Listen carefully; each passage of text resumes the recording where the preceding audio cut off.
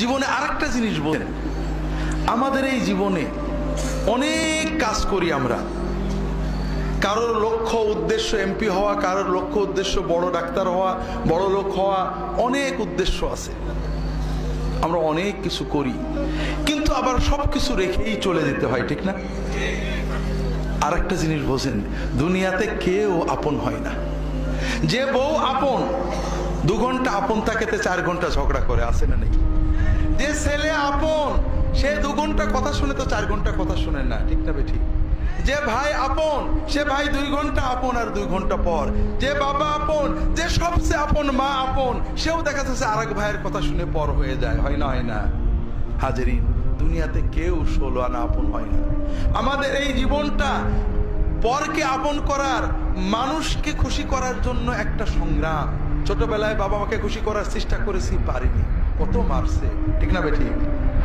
বড় হয়ে বান্ধবীদের বন্ধুদের খুশি করার চেষ্টা করছি, থাকেনি, ঠিক না বেঠিক? বিয়ে করে বউকে স্বামীকে খুশি করার চেষ্টা করেছি, 16 আনা কখনোই হয়নি, ঠিক না বেঠিক?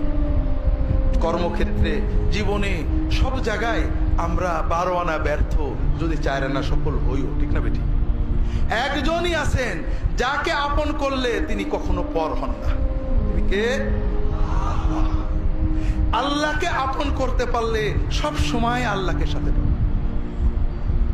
যদি আল্লাহকে আপন করে নিতে পারেন, আপনার বিপদে আপদে কষ্টে দুঃখে সব সময় মনে হবে আল্লাহ আপনার সাথেই রয়েছে।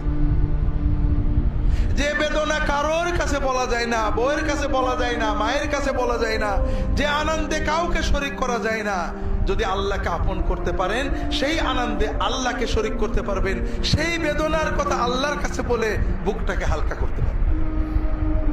কথাকে বুঝতে পেরেছেন?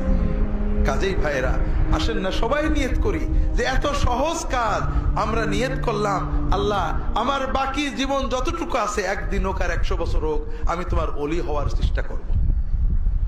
আল্লাহ তাআলা সকলের নিয়ত কবুল করে নিন, আমিন।